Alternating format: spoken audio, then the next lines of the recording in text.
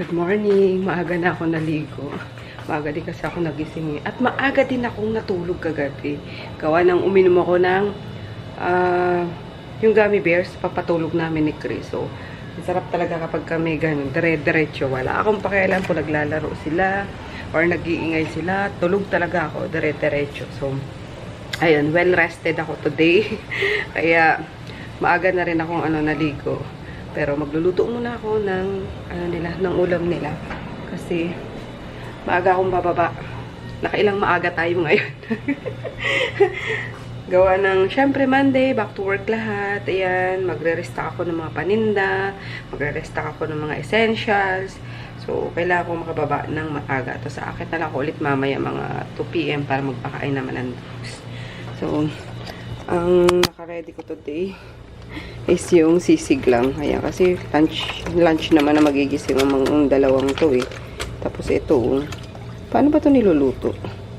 Itong hamon de bola. Piniprito ba to? Pero babaunin ko na lang sa baba.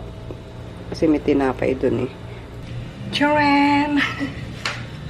Ang itsura ko. Ayan. Nakapagluto na ako guys. Magsisinop na lang ako. Then, bababa na tayo. Na-prepare ko na din yung pagkain ko. Sa baba na ako kakain. Kasi kailangan talaga makababa na ako. Pag hugas-hugas lang tayo. Kasi natin kasi yung dalawang lalaki rito. Walang mangyayari dito sa sa taas pagka iniwanan. Si Chris pala. Si Chris is marunong maghugas. Kaso syempre mas gusto ko pa rin na ako naghuhugas. Di ba alam niyo yun? Talak tayo ng talak sa anak natin na bayan, di ba na kayo kanya. Pero mas gusto pa rin natin tayong naggumagawa, di ba? Lalo na sa paghuhugas. Si Chris magaling talaga siya maghugas kasi I swear. Sa paghuhugas. Yan. Pero wala lang. Trick ko lang na ako maghugas. Pero pag sobrang pagod na ako, siya na talaga pinapagawa ko. Ikaw na maghugas. Sige, mi.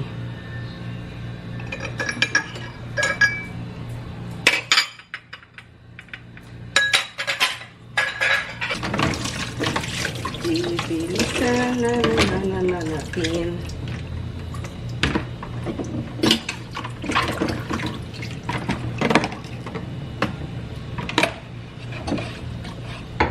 Inom lang ako ng kape. Kape lang yung breakfast ko.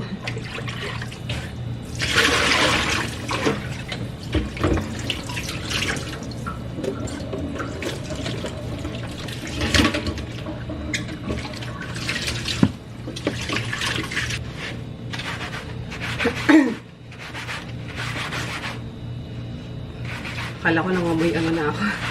Nangamoy sisig na ako. Hindi naman pala.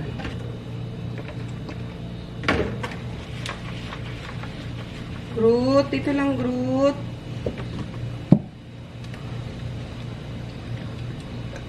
Excuse me. Sabi mo wala na yung sipon ko. Hindi ko malasahan ng maayos yung mga pagkain. Ayan, gumawa ko ulit ng pala. Tag dito. Tinapa flakes. Yan, makaulog sa baba.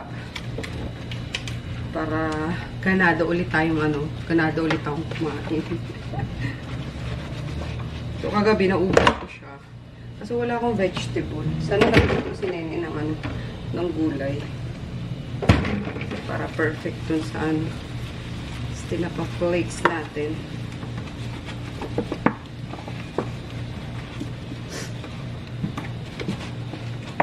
Grabe yung mga essentials ngayon. Nagkakaubusan na naman. Especially sa test kit. Grabe yan. Taas na naman. Lang yung sa supplier. Sabi niya, sis, magtataas na naman sa sa test kit. Ubusan na naman. Hindi ko ano ba yan? Lahat na lang ng in demand. Kahapon ata, nakamahigit 20 bucks ako naman. Kasi inaano ko guys, parang tinitingi ko lang. Gawa ng home test kit lang naman, di ba? Lalo yung mga nagkasakit. Di naman kailangan sa travel, yung ganyan. Yung mga gusto lang makasigurado ba sa sarili nila. So, yun. Okay na yung paano. Patingi-tingi. Kasi ang dami naman pagka-box-box.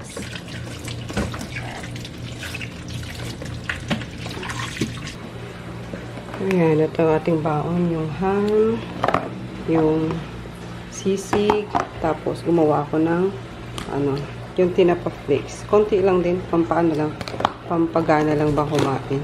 Tapos binigyan ako ni Ate Remy ng biskotso, tapos piyaya. Kaya kasi kakabalik niya lang galing Bacolod. Meron pa rin yung yung stew ko. Okay pa yan guys, hindi yan nasisira kasi kimchi yan. So ayan. Bilisan na natin. Kanina pa may tawag na tawag sa phone ko.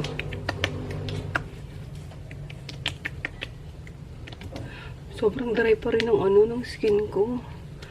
Especially dito sa my nose dahil siguro sa kakapunas ko ng tissue. Pagka pupunas ako ng sipon. Ayan. Yung lang, nag-toner lang ulit ako guys. Yung tomato, after tomato serum, yun pa rin. Kung ano yung, morning routine or yung day routine ko. Nainis ako sa boses ko. Kaboses ko pa rin si Inday Badiday. Parang ilalim ng lupa galing yung grabe, dami kong kulakot. Sorry naman. And speaking of speaking of Kay, bakit kaya ang sakit ng tanggalin yung mga kahinangayan kapag sinisipon ka, unlike dun sa regular na lang pag naglinis ka ng ilong, no? Grabe, dumudugo talaga.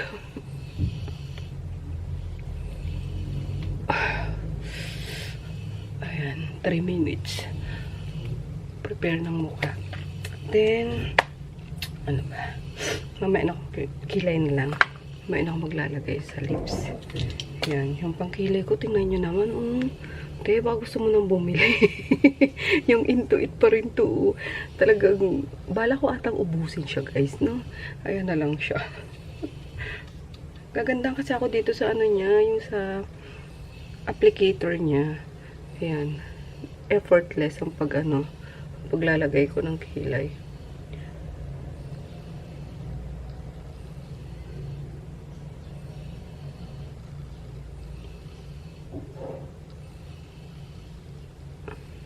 Tingin lang.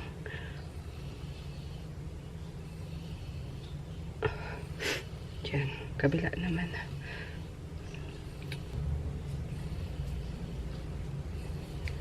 Oh, pantay na ba? Okay na ba yan? Okay na yan. Sa shop lang naman tayo. Importante may kilay. Kasi may mga walk-in na rin kami. Ayan. Then, maglalagay na nga ako. Ito talaga naubos ko na to guys. Yung may bili na lipstick. Yung may ganyan, no. Gustong gusto ko to. Sobrang velvety kasi niya sa lips.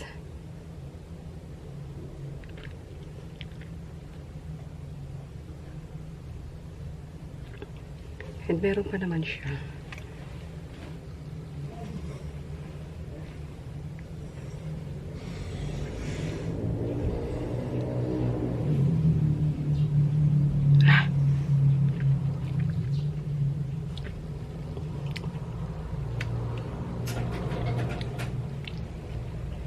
Ang bilis dumating ng order ko sa IKEA, oh. Kahapon ko lang to binayar. Deliver na agad. Yan, mumurahin lang naman to guys. Yung side table na, coffee table na $4.99. Yan, kailangan ko lang siya sa taas kapag nag-edit ako doon sa may sofa. In fairness, magkano binayaran na SF? 170? 170 lang pati yung shipping fee. So, yun. Maya, pabuo ko sa boys. And, syempre, dito na tayo sa shop. Work na. Kumain na kayo? Lunch muna kaya tayo. Alas 12 na. Bumaba pa talaga para dito mag-lunch, no? Ayan, nakakita ko ulit kasi magpapakain ako ng dogs. Maya-maya. Mga alas 2, alas 3. Sabi ko sa kanila, swap kami. Tinanong ko kung anong ulam sa taas. pechay daw na may itlog. Parang sabi ko, gusto ko yun. Kanila na lang tong ano, itong sisig tsaka ham. Gusto nyo? Sisig tsaka ham. Yan yung baon ko. Yung baon ako. O, tsaka to. Bigay ni Ate Remy. Ito yung tsaka piyaka. Piyaya.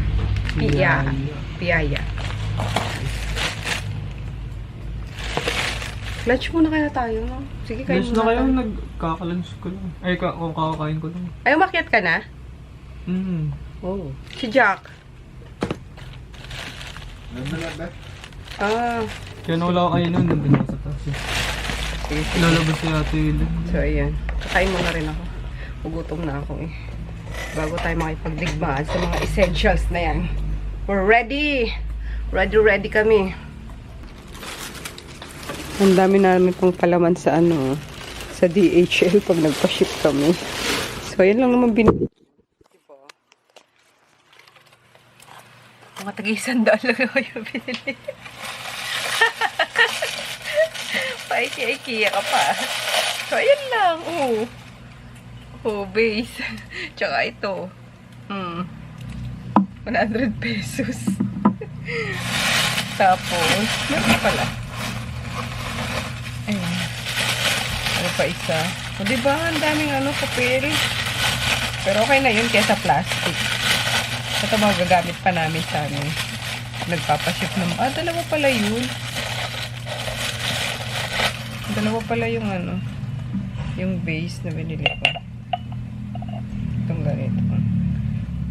Lagyan ko ng kandila para hindi na mamatay.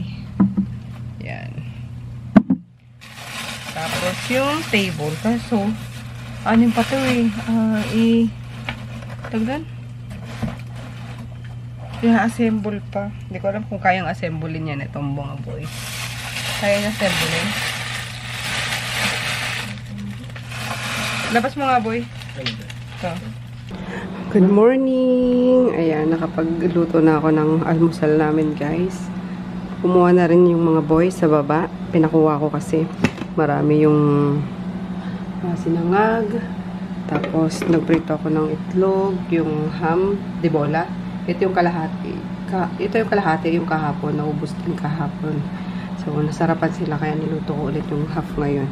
And then, since dumating sila dyan po nga, may dalang tinapa galing Bicol. Nanghiyaw kay Nene.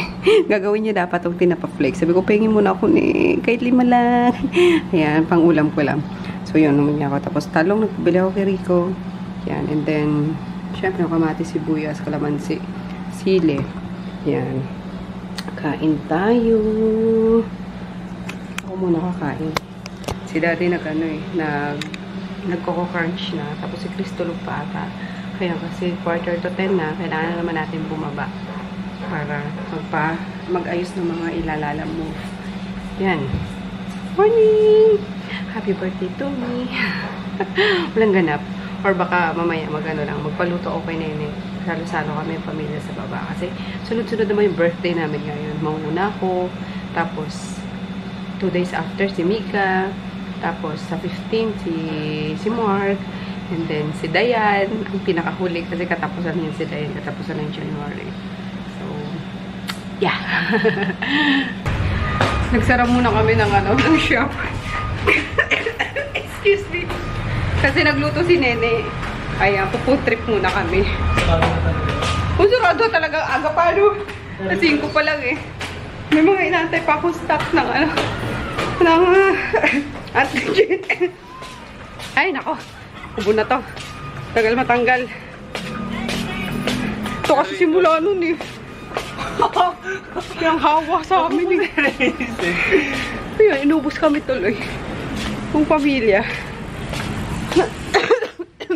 Ayan, ang dami niluto ni Nene. Ooh. Look at here! Andito na si Tenten! Ay, grabe! Ay, mulaglag ka, baby ko! Uy! Ayaw niya talaga. Ayan. Kain tayo. Ayan. May kake, chicken, and carbonara. Kain. Good morning. Happy January 5, guys.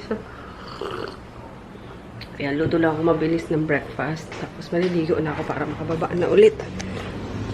Hi, good morning. Sino antay ng greeting ko na yan? Sino antay? Pusa o si Tito Paps? Ayan, natapos ko na yung hotdog. Tapos nakapagpakulo na rin ako ng ng potato. Kasi magagawa ako ng corned beef. At may rice na rin tayo. Ayan. Tapos yung ko, ayun pa rin siya. O, diba? Hindi pa rin siya nasira. Ang tibay ng ng buhay. Basta may kimchi. Naririnig ko si Paknit eh. Ayun nga! Si Paknit nga! Ano? Hindi makapasok. Bumabalik naman siya pagka nakatapos na siyang umihi or poop. Matawag. Halika na. Halika na, dali! Dali! Dali na!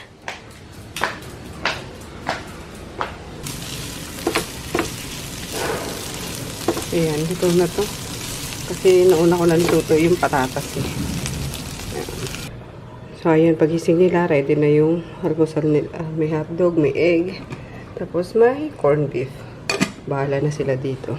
Good morning, guys! It's 9:15 AM na. Sarilo ko 15. Sa wall namin, 20. Ayan, pababaan na ako kasi ang dami nang nag-miss call, tumatawag, nagva-viber, sa PM. Ayan, essentials pa rin ang kailangan. Ayan, nakaluto na rin naman ako ng ng breakfast nila. Favorite ni Chris, sinangag of course, tapos hotdog and lang ngayon, nuggets. Ano na naman tayo ngayon, guys? Every morning na naman lang yung vlog ko. Good morning, ganyan. Hindi na nagsusundan kasi pagbaba ko ng shop, tuloy-tuloy na talaga yun. Na lang ako na lilipasan na ng gutom. Minsan yung lunch minsan yung lunch ko na alas 4 na ng hapon. So yan, tapos check up mamaya ni Daddy. Kaya mga alas 3 to alas 5 nagpaano na ako, nagpa-schedule na ako. Kasi by appointment yung niya, yung follow-up check-up. Magbabaon na lang ako, doon na lang kakain kasama ng boys. Yan. Nagluto ako ng dilis, binigay sa akin ni Ate Remy. Niluto ko na rin agad. Tapos talong, tapos sa ilalim niya may tinapa and ham. Yan. Tapos gumawa na ako ng sausawan sa ref. Lagay ko muna. Yan, white rice pa rin ako, guys, kasi wala pa yung adlay ko. Hopefully ngayong week dumating para back to na naman tayo. To diet tayo. Dadamihan ko na para yung boys din makakain kasama ko. Yeah. Yan. Ito yung ginawa kong sausawan. Kamatis, sibuyas, sili, pipino, tas konting asin. Yan, kalamansi pala. Diba? Doon na kami mag-breakfast sa baba. Kain tayo, guys. Breakfast. Bago sumabak sa mga lalamove later. Hindi ko pala nadala kahapon yung proben. Pwede pa ba? Kaso makunat na, Ayan, kain. Sunod naman ang group na to. Ayun, hello guys. I'm so sorry talaga. Wala akong ngayon. Wala akong time mag-vlog. As in, kung lang yung ko sa morning, yun lang talaga. Hindi ko na mahawakan tong camera. Ayun. Tapos, di ba ngayon ni Daddy? Check up. So, nakapagpa-check up kami. Follow-up check up niya. And then, ayun nga, kamuntik na siyang i-admit. Buti na lang walang wala pang bakanteng kwarto. Kasi, nagulat ako. Parang, for na siya yung gallbladder ba yun? Gallstones. Yan. And, magpapaano siya bukas, ultrasound para ma-check if may gallstone talaga siya. Kasi apan, pisil-pisil nung mga doktor is nasa ano nga, parang gallstone or nasa gallbladder. Yung ano niya. So, gusto na siyang i-admit ng doktor. Buti na lang, wala pang bakanting ano, wala ang bakanting room. And then, pinapapunta kami sa kabilang hospital daw na pinagsiservisyohan niya. Kaso, ayun, kailangan na siya ng RT-PCR test. Tapos, tawag doon, yung result ng ultrasound nga, yung ganyan. So, nagulat ako. What? Parang biglaan na gano'n. Parang naiiyak na ako kasi na-ooperahan siya, yung ganyan. So, talagang na ako kanina. Maluha-luha na ako. So, oh my God. Nangyari. So, ayun, sabi ni Daddy, kumalma ka muna kasi kailangan pa natin magpa-ultrasound nga muna bago bago malaman if operahan or hindi, ganyan, or kaya pa sa gamot. So, yun, hopefully, hindi guys, or basta, ang hinuhope ko is hindi siya mga bato-bato. So, yun, para if ever, pwede pa siyang ma-flash out. Di ba, kung parang mga ano pa lang siya, mga ano ba tawag doon? Buhangin pa lang, yung ganyan. At least ma-flash out pa siya. Hindi kailangang operan. Kasi sabi ko kay Daddy kanina, tinatalakan ko na naman yan. Ganun ko na naman siya. Sabi ko, yan, sinasabi ko sa'yo, ingatan mo yung ano mo, yung kalusugan mo. Kasi hindi ka na pumabata. Wala ka na sa prime ano mo. Yung katawan natin, isisingilin tayo niya sa mga pinaggagawa natin balang araw. Lagi ko sa kanya sinasabi yan, guys. As in, lagi yan namin pinag-aawayan talaga yung kalusugan na yan. Kaya tinan nyo ako, diba? Sobrang health conscious talaga ako. Kumakain ako ng mga ayun ba, dumidilim. Kumakain ako minsan ng mga fatty foods, yung ganyan. Pero, sinisigurado ko na mas marami pa rin yung yung gulay ko. Kaya, diba, hindi ako nakakain ng walang gulay, ng walang greens. Kasi sabi ko, ako din ang magsasuffer balang araw. Kasi ilan na sa mga tito, mga kamag-anak namin, ang na-witness ko talaga na nagsasuffer dahil sa mga disease na ganyan, diba?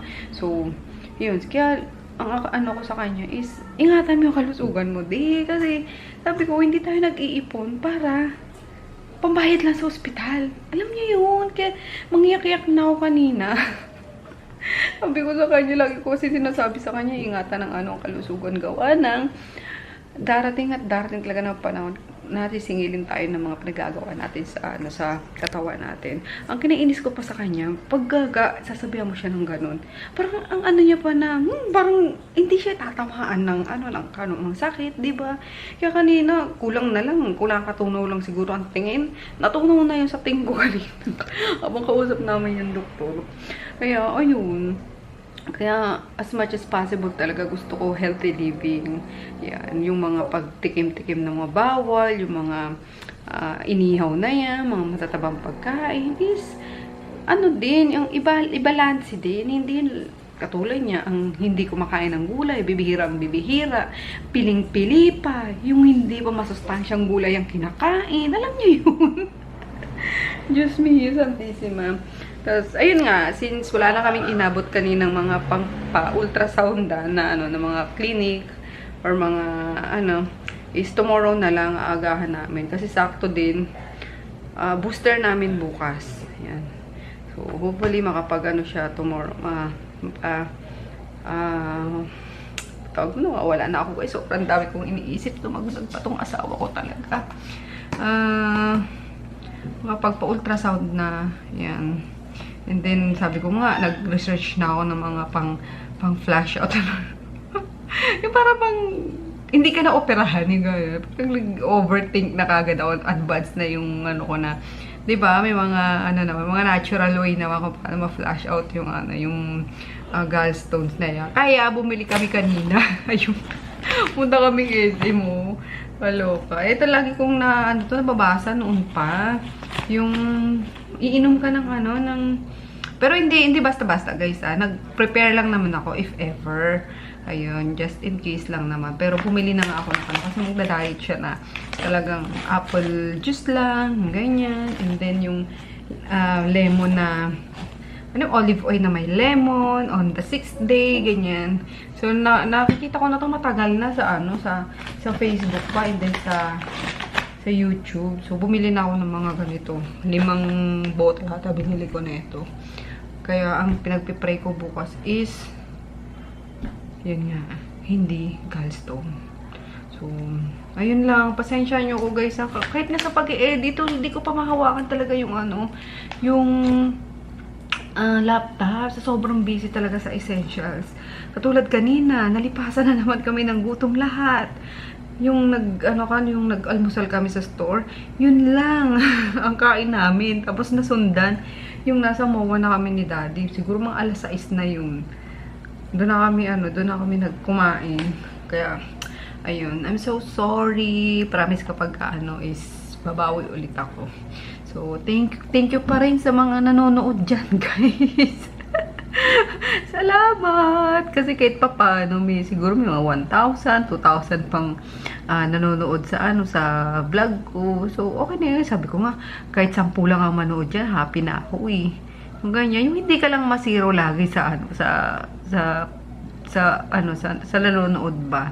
So, happy na ako doon. Salamat. So, ayun lang. Ililigpit ko lang to para makapagpahinga na ako. And then, i-check ko yung nyo. Diba, ang dami ko nang iniisip. I-check ko na yung sa PhilHealth niya. Nakakaloka talaga. Ang iyak-iyak na ako kanina eh. Ayan.